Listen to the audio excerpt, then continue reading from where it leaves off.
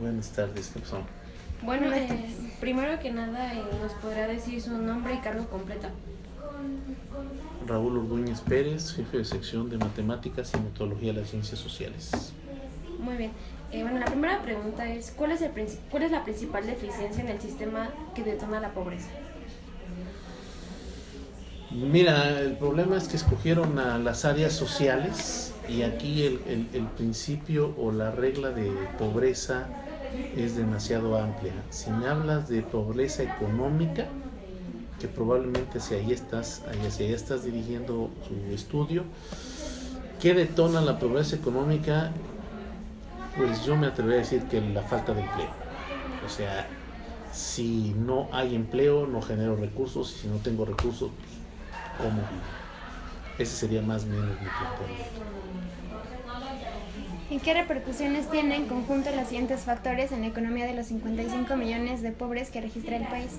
La disminución de la inversión pública, la reducción de la inversión privada y la incertidumbre generada por los medios que Donald Trump propone. Mira, la inversión pública realmente debe estar encaminada hacia generar algún tipo de beneficio hacia la comunidad, hacia la sociedad, cualquiera que éste sea. Entonces, en el momento en que se genera la inversión pública, va a generar un beneficio, digamos la UNAM, es un beneficio social, y por otro lado genera empleos. Entonces, si no hay esta generación, esta inversión pública para que se genere una obra cuyo impacto sea social y que traiga a colación una generación de empleos, pues no va a haber empleos. O sea, se impacta una baja generación. La empresa privada o la inversión privada invierte con la expectativa de generar beneficios económicos en primera instancia a sus socios y en segunda instancia al interior y en tercera instancia como derrame económica ¿no?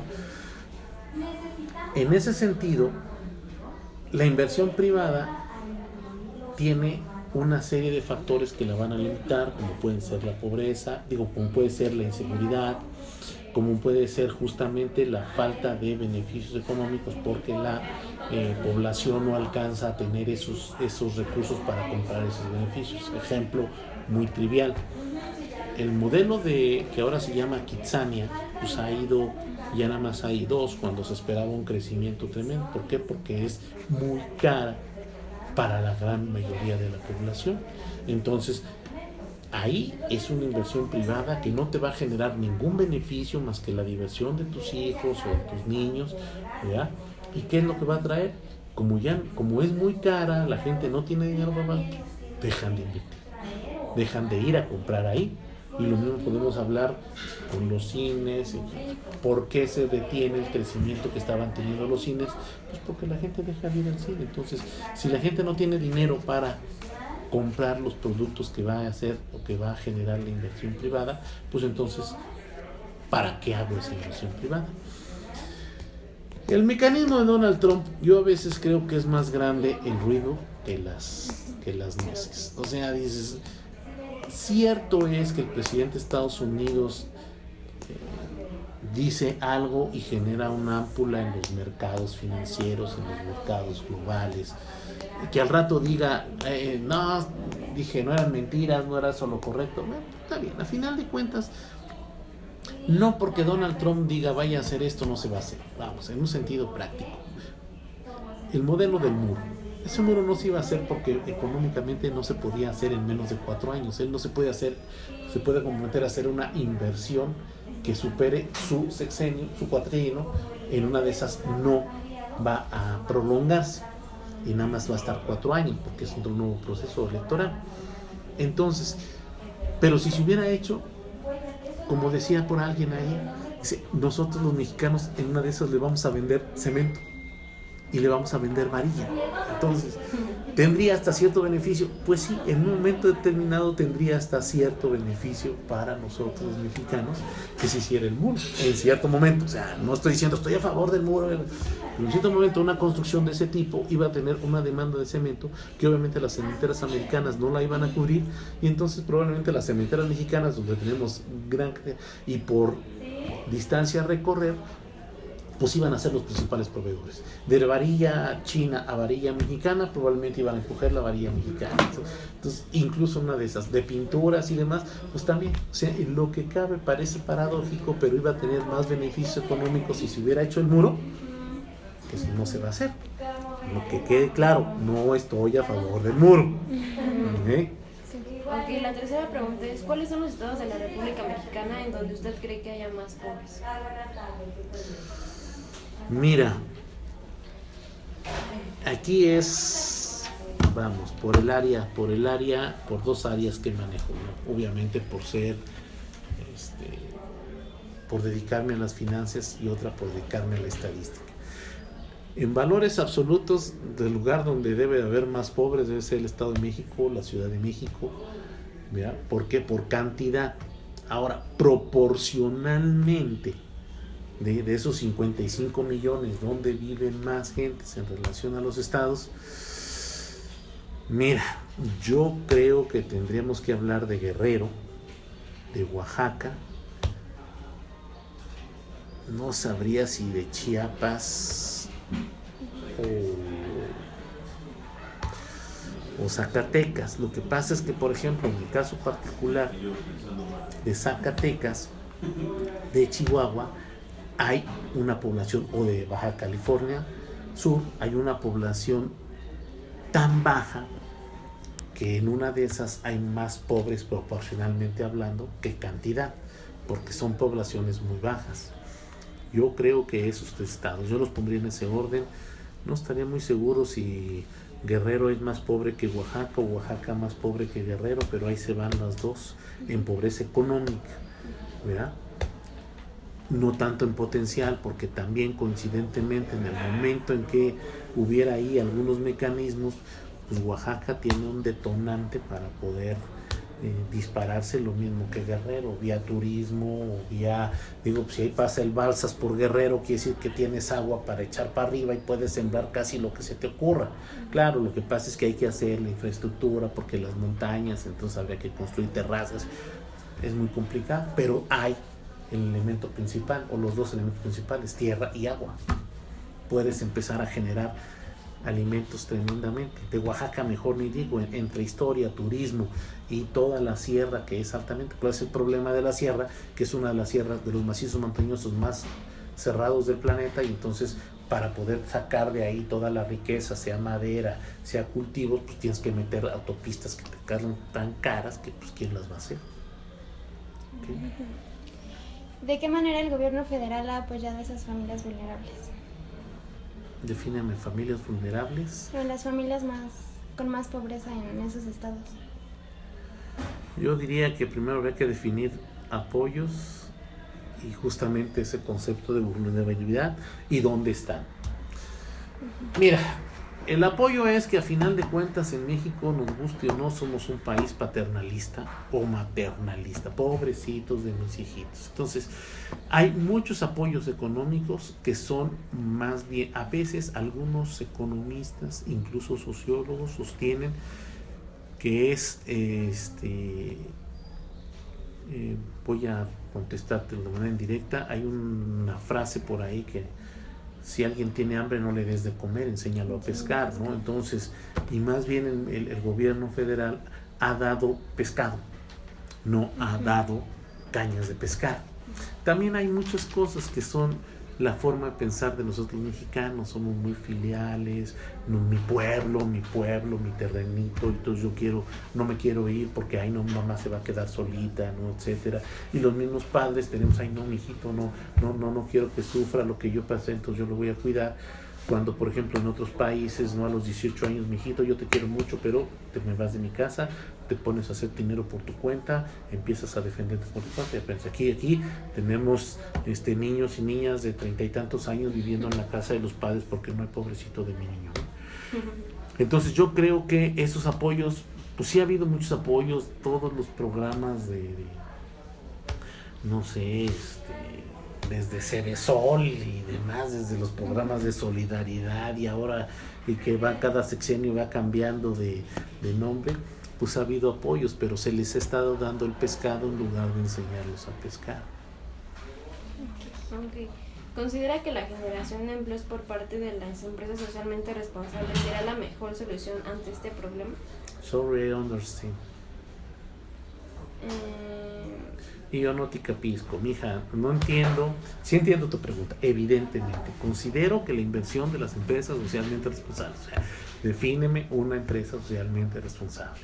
O sea, porque a lo mejor estamos hablando de modelos diferentes. ¿Qué me explicas como empresa socialmente responsable? Las empresas que tienen como la obligación de ayudar a... Una empresa privada no tiene ninguna obligación de ayudar a los de afuera. Ajá, ayudamos a los de adentro y más bien les pagamos. Un trabajador me produce, le pago. Si veo que es bueno, lo promuevo, lo apapacho, lo tengo. No, eso es malo, lo agarro, lo quito. O sea, ponle el nivel de abajo hacia arriba. O sea, una empresa tiene la obligación, no, una empresa privada solamente tiene obligación con sus asociados. Claro, tampoco puede decir, yo por hacer esto contamino el agua, tampoco. Si tú dices que una empresa socialmente responsable es aquella que no contamina, ok, ¿no? Entonces podemos ver. Pero al final de cuentas, si una empresa no contamina ya, su negocio o no ha, porque tú puedes decir, bueno, pues un table dance, ¿no? O un chip and Dale, ¿no? Espérate, pues no está ahí tan claro el beneficio que se le pueda dar a una sociedad, ¿no? Sin embargo, son giros comerciales. Y si no se ejercen cierto tipo de actividades que los estarían fuera de la ley, pues entonces están dentro de la ley. Y si no influyen en esto y en esto, pues su obligación no es la comunidad. Una empresa socialmente responsable no ataca a la comunidad, eso sí, pero no es su obligación. Yo no tengo por qué hacerme cargo de la persona que, claro, si yo no me voy a estacionar en su entrada, yo no voy a hacer ruido, yo no voy, pero eso a que yo como empresa privada sea responsable, digo, hay empresas socialmente responsables, con todo y todo parece increíble, pero por ejemplo Tabacalera Mexicana y vende cigarros, sin embargo cumple con todas las reglas de protección ecológica. Ok, yo vendo cigarros, yo te pongo una fotografía y tú y aviso y hasta pago campañas si tú quieres, me diga el cigarro es malo para la salud, pero mi negocio es vender cigarros. El negocio de las vinaterías es vender alcohol. Obviamente la droga sí está prohibida, pero el alcohol está permitido, entonces no veo por qué yo no pueda vender alcohol. Tu consumo sí es tu responsabilidad. Entonces yo no me atrevería a decir que las empresas socialmente responsables que sean, ¿no? Ahora, apoyan, sí, si hay empresa, genera empleos. Si yo tengo trabajo, a mí me pagan. Si yo tengo dinero, yo compro. Si yo compro, otro vende. Si otro vende, otro fabrica. O sea, al final de cuentas, la regla, el principio económico básico, los ciclos económicos son muy básicos y hasta muy pronosticables, ¿no? En ese sentido. A mí, yo tengo dinero, compro. Yo compro, alguien vende. Alguien vende, alguien fabrica. ¿Verdad? Y así nos vamos llevando cada quien en su campo. Si yo no compro, no ven, el que ven, no vende, el que fabrica no vende, no fabrica, entonces ahí todos estamos. ¿Sí? ¿Qué medidas propone para atacar la pobreza de raíz? Y yo no te capisco. Mira. Híjole. Mira, desde mi punto de vista, tendría que ser desde autoempleo, empleo, explotación, ahí sí, socialmente responsable, explotación racional y social y ecológica de recursos, etc. En ese sentido estoy más o menos de acuerdo. Miren, no soy yo un fanático de la economía planificada ni de las economías comunistas ni socialistas. Sin embargo, esos modelos son más fáciles de sacar adelante cierto tipo de comunidades.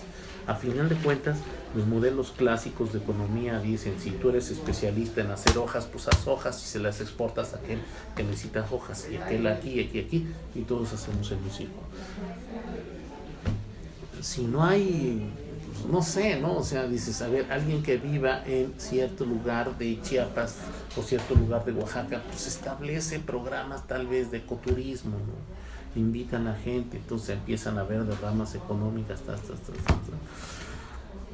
entre empleo, autoempleo, educación y obviamente inversión. Pero la inversión tiene que ser motivada para, o sea, si tú vieras que tus expectativas de trabajo después de ser licenciadas son tan bajas, muy probablemente hasta dejas de estudiar, ¿sí? A todos nos pasa. Si tú dices, todos estamos estudiando, es una escuela, y tú dices, te metes aquí a la escuela con la expectativa del futuro, tener algo más de lo que actualmente tienes, o por lo menos mantenerte en ese nivel. Y si de repente empiezas a ver que todos los egresados de tu carrera no están teniendo empleos, pues en una de esas dices, me cambio de carrera, aunque esto me gusta, aunque es lunes, ¿no? Pues no fue el banco. Entonces, yo me iría por ahí. Eso sería lo que tal vez yo tendría que cuidar. Los programas sociales que emplea el gobierno son adecuados para la disminución de la pobreza, es decir, funcionan.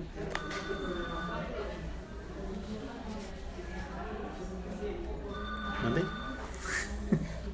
Sí, te escuché, claro que te escuché. Los programas son adecuados. Mira, si nosotros vemos los resultados, la respuesta es no. Seguimos siendo muchos pobres. Ahorita hay 55 millones.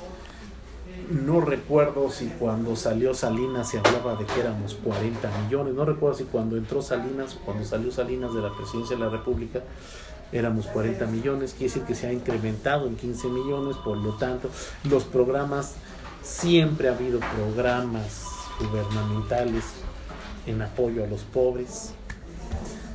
Si vemos los resultados, pues la respuesta es no. Ahora, ¿en qué parte no han funcionado? Yo creo que a veces está tal vez el modelo de la corrupción ahí metido, tal vez está metido ahí el modelo del beneficio personal más que de un beneficio colectivo. Entonces yo creo que más bien por ahí es donde están esos. ¿Por qué no han funcionado? Pues por eso, ¿no? O sea, dices, y a veces tal vez también está el factor humano, el factor personal, ¿no? Los que no se quieren salir de aquí, si yo no quiero trabajar, ¿para qué trabajo? O sea, hay muchos muchachos, mucha gente que no le gusta trabajar. No quiero decir, no, yo sí soy un fanático del trabajo, no, pues en una de esas tampoco, pero la verdad es que dices, hay muchas personas que dicen, bueno, pues si te pones a lavar carros, a lo mejor un día, ¿no? Hay modelos, historias de empresarios, ejecutivos, que empezaron, así como el señor Donald Trump, un día había tronado, le dieron chance de dedicarse a hacer esto, le prestaban para hacer un edificito, lo supo hacer y de repente pues era uno de los hombres otra vez más ricos del mundo, ¿no? Entonces, depende, si nosotros nos vamos a la pobreza económica, pues de alguna forma habría que buscar la explotación de tus talentos para llegar a eso. Y las otras son, pues también tenemos que reconocer que no todos podemos estar podridos en millones de dólares, ni podemos tener penthouse en Miami o chalets en Suiza o tener nuestro yate o nuestro avión para el momento que quieramos. No, pues es que me voy a ver la aurora boreal a Whitehorse, ¿no? O sea, dices, pues no me atrevería a decir. Digo, contesté palabras, pero la respuesta a lo que me preguntaste, pues la verdad, ni idea. Así, en esas palabras, ¿no? O sea, ¿qué hacer? Pues rezar, tal vez, ¿no? O sea, irse al esquema clásico de los pobres. Bueno, en este mundo sufro, pero en el próximo, en mi otra vida, voy a gozar, ¿no? ¿Qué quieres que te diga? También de alguna forma la religión juega ahí, o sea, son un sinnúmero de factores que juegan ahí, que pues habría que ver. La siguiente es, ¿a qué se debe la monumental diferencia de nivel económico en los estados al sur del país como Oaxaca en comparación a los estados como Nuevo León? Mira, yo soy de Veracruz, así es de que mucho cuidado con lo que preguntas. Mira, hay dos explicaciones más menos válida. Una es la que se le conoce como la teoría del clima. La teoría del clima es que yo no tengo que trabajar para comer. Entre broma y no, en mi pueblo, en Veracruz, entre broma y no, se usa la frase que el trabajo lo hizo Dios como castigo, y si yo voy a verlo cada domingo a su casa, a mí no tiene por qué castigarme, entonces no tengo por qué trabajar. En general, en el sur, por eso es lo que yo te diría, a ver, ¿a qué le llamamos pobreza? O sea, si tú me dices, ¿en dónde se muere más la gente de hambre? ¿O dónde hay mayor desnutrición? O sea, ¿cómo moverla? Yo te puedo decir, sí hay un retraso económico más grande aquí que allá. En los estados del norte, sí, Nuevo León es el modelo, ¿verdad? Coahuila no es el modelo. Tamaulipas, por favor, se están matando. Entonces, sí, Nuevo León es un estado que, ¿qué hizo? Se puso, yo creo que ahí pasaron dos cosas para el detonante Nuevo León. Una es aprovechar los recursos a los que tenían derecho o que podían obtener, y la segunda, y muy importante, yo creo que si tú quieres un amor a su tierra, o sea, las familias Garza, la familia Sada, de alguna forma querían su pueblo y vieron cómo podían crecer a través básicamente de originalmente dos empresas: Vidrio, Gilsa, Latas, Metal. Eso fue lo que hizo. Por eso es que Fundidora fue una de las empresas fundidoras más grandes. Actualmente es un parque. ¿Qué quiere decir? Que se desapareció el concepto de la fundidora. Sin embargo, el modelo de desarrollo industrial en Nuevo León pues es muy bueno. ¿Por qué no hay industrias en Oaxaca? ¿Por qué no hay industrias en Chiapas? ¿Por qué no hay industrias en Guerrero? ¿Por qué no hay industrias en Michoacán? Yo creo que de alguna forma hay mucho cacicazgo, hay mucho, pero va a oírse ahí en la grabación y en su análisis, pero a lo mejor no hay necesidad. O sea, yo no trabajo y como, no tengo de qué preocupar. O sea, en Veracruz tenemos una frase que si siembras popó, popó se te da en un árbol, ¿no? O sea, tú siembras comida y hay comida. Ahí está el mar, ahí tenemos agua dulce. ¿Por qué voy a trabajar? ¿Para qué voy a trabajar? ¿Sí? Entonces, crea fama y échate a dormir. Si la fama ya me llegó por haber nacido ahí, pues ya me voy a dormir. Entonces, más o menos el problema, yo lo vería por ese lado. O sea, porque hay también están los problemas de cacicazgo, los problemas de religión. Si tú ves la iglesia católica en Nuevo León es de ese tamaño, si tú ves la iglesia católica, y no porque no sea católico, al final de cuentas sí es la fe que profeso, pero ves el impacto de la religión católica en Guerrero, el impacto de la religión católica en Oaxaca, si te encuentras iglesias en cada lado. Y la iglesia católica, una de sus frases es: tienes que cargar la cruz que Dios te mandó. Pues si Dios me mandó esta cruz, la cargo. Entonces también hay ahí un factor. Tal vez si la fe que se profesara en su mayoría en México fuera de otro índole, pues tal vez. Entonces ahí ya nos meteríamos en otros modelos, ¿no? Entonces, por ejemplo, un internacionalista, ¿qué diría, no? Pues los musulmanes y todos ellos, pues están de acuerdo en morir en favor de mi Dios. Entonces, pues, ¿a quién le voy, no? ¿Okay? Entonces, yo creo que así a grandes esquemas, cacicazgo y necesidad de. ¿A qué se debe el salario mínimo tan bajo?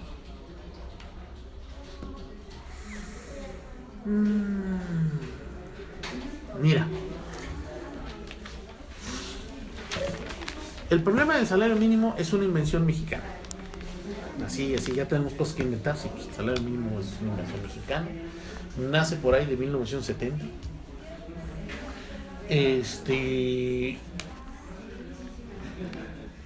La pregunta es, ¿tan bajo? La respuesta es, ¿en relación con qué? O sea, ¿en relación con el de 1970? Por eso, relación, sí, es más bajo en relación. ¿Cómo sé que es bajo y que es alto, no? O sea, estos son de las expresiones cuantitativas, no cualitativas. Bajo es bajo, alto son expresiones de calidad. O sea, tal vez que te alcance para muy poco, tal vez. Cuando nació el salario mínimo, lo que se decía es que el salario mínimo per se podía mantener a una familia. Era el salario que le alcanzaba a un trabajador, a un obrero, ¿sí?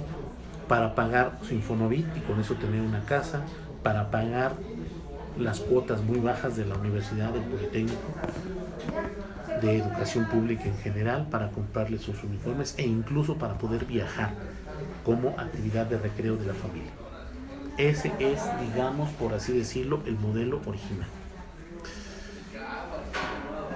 Supuestamente el primer salario de 8.50 en 1970 sí alcanzaba, 8.50 diarios, ¿no? O sea, sí alcanzaba realmente para el nivel de vida. Después se fue perdiendo, actualmente es un valor de referencia. Tal vez lo que una vez dijo el señor Cordero, que fue secretario de Hacienda en el sexenio de Vicente Calderón, luego de Felipe Calderón, ¿sí? Fue que alrededor de 6,000 pesos mensuales es lo que necesitaba una familia con 2 hijos para poder pagar una hipoteca baja de su casa, o sea, tener un coche, pagarles la educación de sus hijos e incluso ir por lo menos una vez al año de vacaciones, claro, no con una expectativa. Entonces tal vez el salario mínimo pues esté alrededor de 6,000, tal vez 8,000 pesos mensuales, ¿verdad? Y entonces, para poder tener eso, ¿por qué es tan bajo?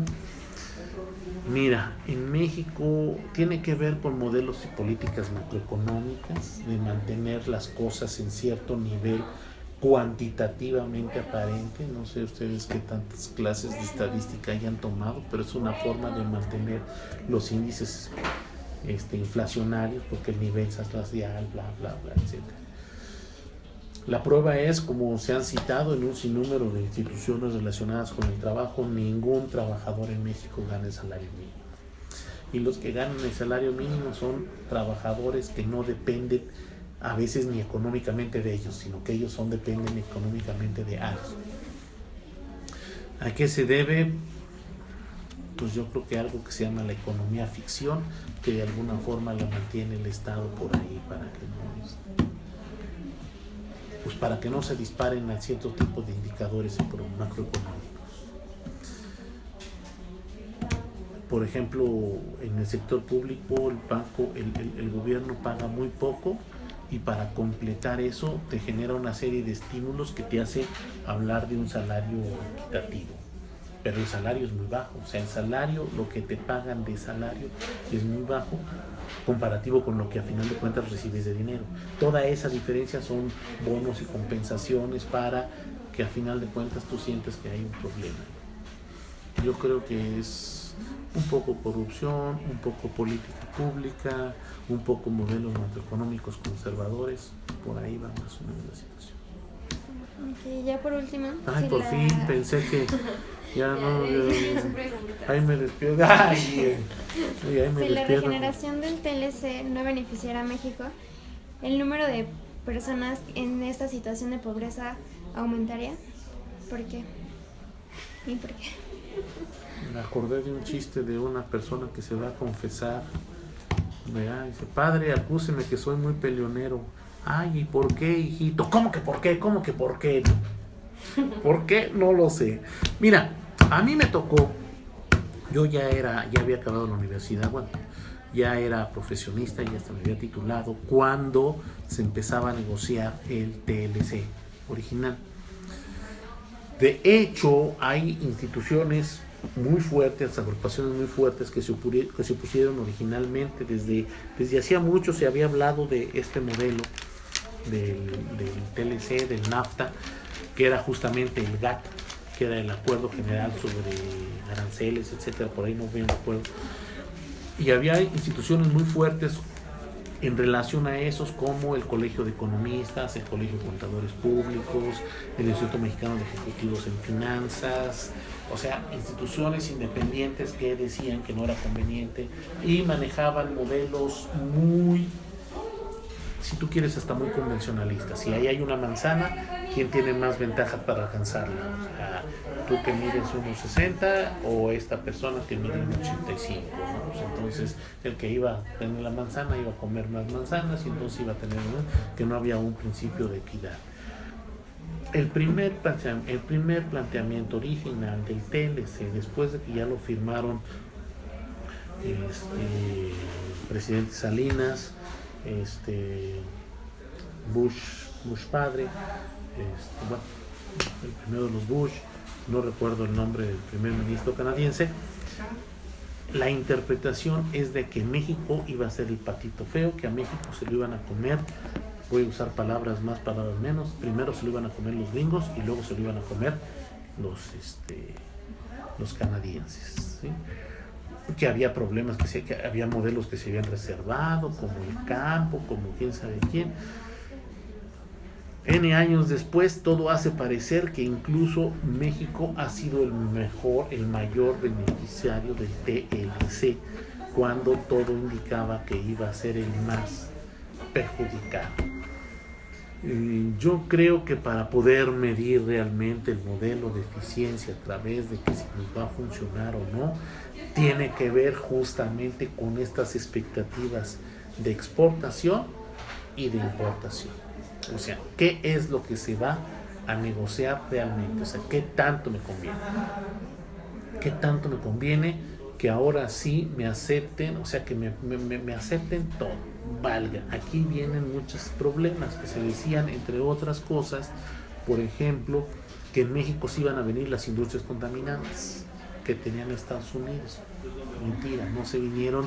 O sea, ya había cementeras que son las contaminantes, ya había cartoneras que son altamente contaminantes, o sea, había grupos industriales ya altamente contaminantes que ya estaban en México y no llegaron muchas empresas altamente contaminantes que tenían los Estados Unidos y demás. O sea, decir que por ahí viene un problema, pues ni acepto ni rechazo, ¿no? O sea, tendría que ver en qué términos se va a negociar. Claro que hay que tener mucho cuidado y hay que observar muchas cosas.